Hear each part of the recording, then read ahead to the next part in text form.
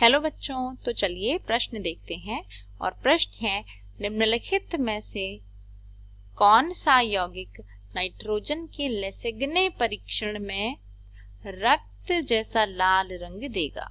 तो यहाँ पर हमारे पास 4 विकल्प हैं और हमें बताना है कि इन चारों में से रक्त जैसा लाल रंग कौन देगा।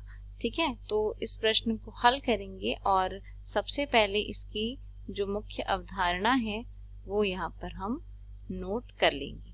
तो यह जो प्रश्न है यह नाइट्रोजन के लेसेग्ने परीक्षण से है, तो इसीलिए हम जो इसका मुख्य अवधारणा जो इसकी हम लिखने वाले हैं वह हो जाएगी लेसेग्ने परीक्षण। ठीक है, अब बात करते हैं लेसेग्ने परीक्षण की कि यह होता क्या है। ठीक है, तो जो हमारा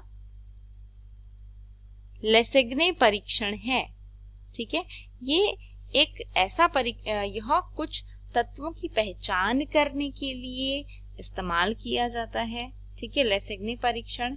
ठीक है, और मुख्य रूप से जो लेसेग्ने परीक्षण होता है यह सल्फर,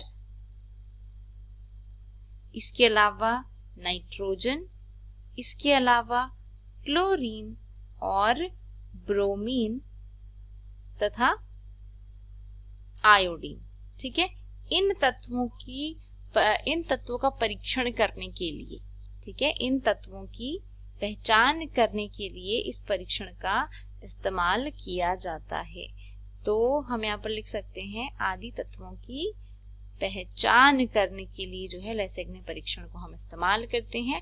और ये जो तत्व हैं मुख्य रूप से ये हैं सल्फर, नाइट्रोजन, क्लोरीन, ब्रोमीन और आयोडीन की पहचान करने के लिए हम लेसेग्ने परीक्षण का इस्तेमाल करते हैं।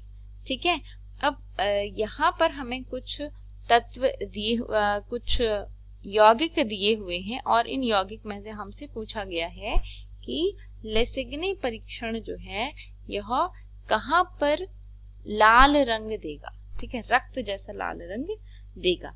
तो अगर हम बात करें तो लाल रंग जो होता है यह सल्फर की वजह से आता है। ठीक है, लेसेग्ने परीक्षण में लाल रंग सल्फर की वजह से आता है।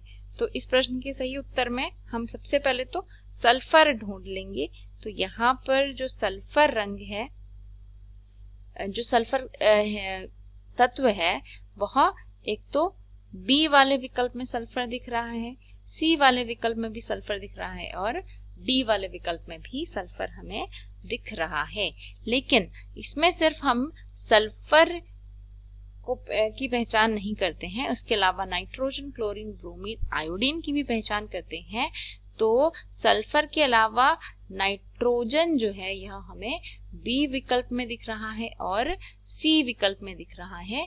तो हम कह सकते हैं कि लेसेग्ने का नाइट्रोजन का जो लेसेग्ने टेस्ट है यह सल्फर के लिए और नाइट्रोजन के लिए यहाँ पर यूज किया गया है।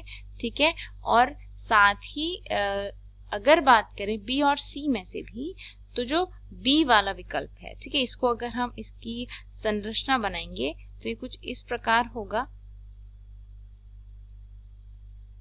और अगर हम सी वाला जो विकल्प है इसकी संरचना बनाएंगे तो ये कुछ इस प्रकार होगा, जिसमें हमारे पास एक बेंजीन की रिंग है और इसमें एक तरफ SO3H है और दूसरी तरफ यहाँ पर हमारे पास है NH2। तो यहाँ पर अगर हम बात करें तो बेंजीन रिंग में जो SO3H है इसका जो सल्फर है इसको लेसेग्ने टेस्ट जो है डिटरमाइन नहीं कर सकता, इसका परीक्षण लेसेग्ने टेस्ट नहीं कर सकता।